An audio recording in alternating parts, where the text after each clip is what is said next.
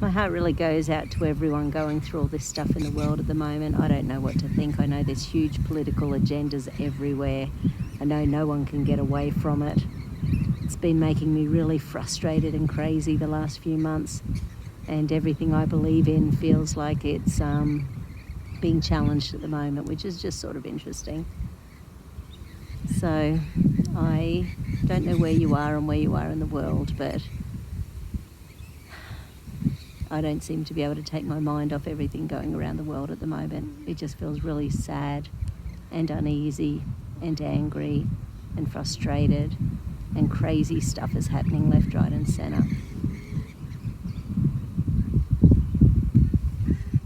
And I know me getting crazy and angry isn't going to help anything, but at least the causes that I believe in and have done for 20, 30 years, they're sort of at the forefront at the moment, and the whole world is watching. So I suppose just open your eyes, don't get caught up in the craziness, just pay attention to the little things going on behind the scenes, and don't be taken in by the BS around us all.